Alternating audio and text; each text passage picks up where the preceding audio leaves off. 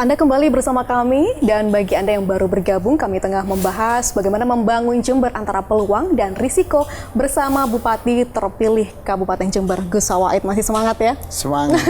Gus, tadi kita membahas soal infrastruktur. Apakah ini akan menjadi fokus utama juga di masa pemerintahan Anda?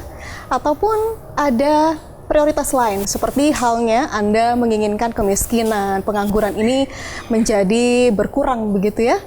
Ini kaitannya dengan SDM dan butuh biaya banyak antara SDM dan infrastruktur. Mana yang menjadi prioritas Anda? Saya pikir kita dalam merencanakan sebuah kebijakan itu harus ada kebijakan jangka pendek, menengah, dan panjang.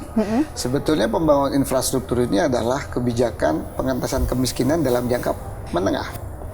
Nah, jadi pembangunan jalan, pembangunan infrastruktur yang lainnya itu adalah in the medium term, dalam jangka menengah.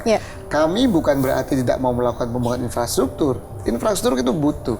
Cuman infrastruktur itu bukan cuma jalan. Jalan yang rusak kita perbaiki.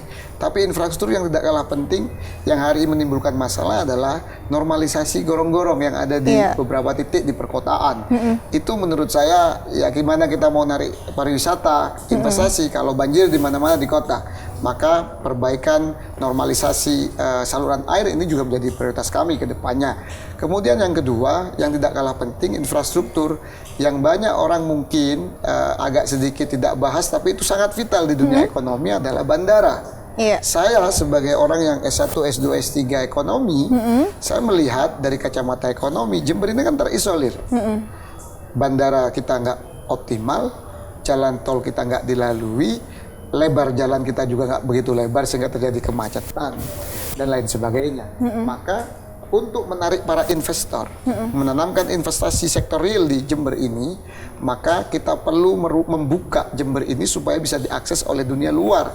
Salah satunya adalah kita memaksimalkan lagi peran bandara. Kita ingat bahwa data terakhir bahwa investasi di sektor real di Jember itu turun 51-52%. Artinya ketika investasi sektor real itu turun, lapangan pekerjaan tidak terbuka, angkatan kerja tidak terserap, pengangguran naik, kemiskinan naik. Kan teorinya begitu. Maka harapan kami dengan menghidupkan bandara ini, kami harapannya adalah banyak investor yang datang ke Jember, wisatawan datang ke Jember, perekonomian di Jember itu bergeliat, lapangan pekerjaan terbuka, angkatan kerja terserap, kemiskinan turun. Itu harapannya. Baik. Kami lihat memang Anda sempat berkunjung ke Bandara Noto Hadinegoro beberapa hari yang lalu begitu ya. Apa kemudian yang menjadi persiapan Anda untuk melakukan perbaikan di bandara tersebut? Ya, ada beberapa langkah memang yang sudah kita pikirkan dan kita lakukan. Yang pertama adalah saya kemarin memang langsung datang ke sana supaya saya melihat dengan jelas apa sih sebetulnya bandara ini, kalau ada masalah seperti apa solusinya. Kita berdiskusi juga dengan orang di sana kan, karena mereka juga pihak-pihak yang terkait selama ini.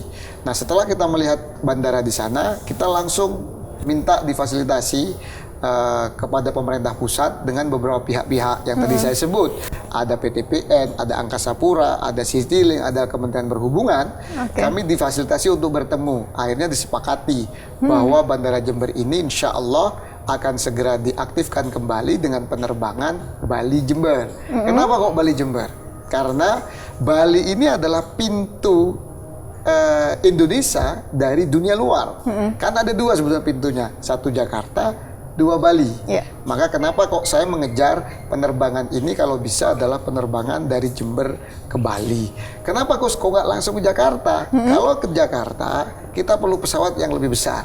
Sedangkan ketika pesawat lebih besar kita perlu menambahan panjang dari runway dan juga penambahan lebar dari runway, juga perbaikan bandara. Dan itu kalau dihitung, kemarin kami waktu di Jakarta itu persiapannya anggarannya sekitar 500 miliar.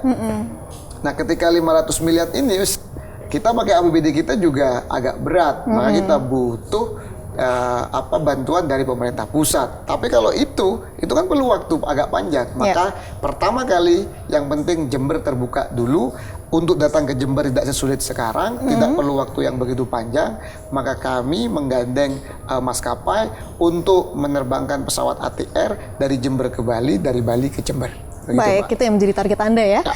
Dan terkait dengan pariwisata tentunya tidak hanya bergantung pada perbaikan bandara nantinya. Selama ini Jember mungkin pariwisatanya kurang signifikan mendapatkan pengunjung begitu. Apa yang menjadi evaluasi Anda dan perbaikan apa yang akan dilakukan? Ya, memang berdasarkan data lagi, di tahun 2019 wisatawan yang datang ke Jember itu 1 juta, kurang lebih. Hari ini tidak sampai 1 juta.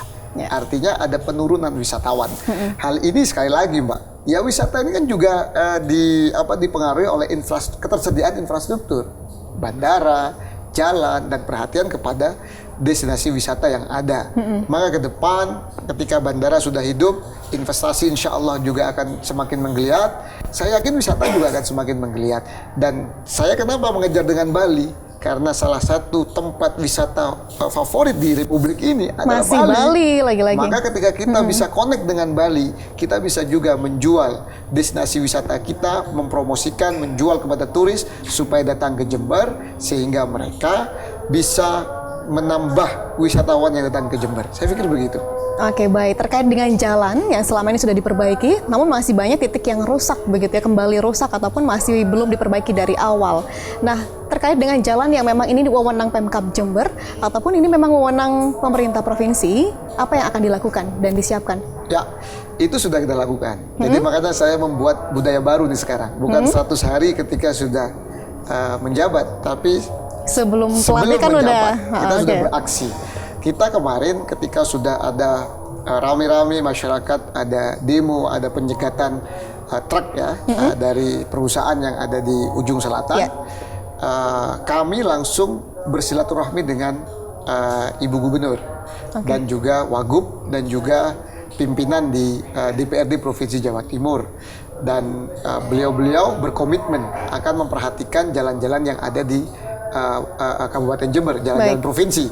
Kemudian yang kedua, tidak lama lagi ini akan ada kunjungan dari DPRD Komisi D yang membidangi dan OPD yang membidangi jalan akan datang ke Jember, akan memantau langsung. Itu setelah kami melakukan pertemuan. Jadi bagi kami sinergitas antara kabupaten dan provinsi itu dibutuhkan. Komunikasi yang baik antara bupati dan gubernur itu dibutuhkan. Jangan terus ketika ada jalan provinsi yang rusak, terus kita cuci tangan. Kita menyalahkan gubernur, kita menyalahkan wagub, kita menyalahkan pemerintah provinsi. Ini bukan wewenang Kabupaten Jember. Menurut saya itu ironi dan yang menjadi korban adalah rakyat Jember. Yang harus dilakukan oleh Bupati Jember yang akan datang, walaupun itu jalan provinsi, itu masuk wilayah kabupaten yang dinikmati oleh rakyat Jember.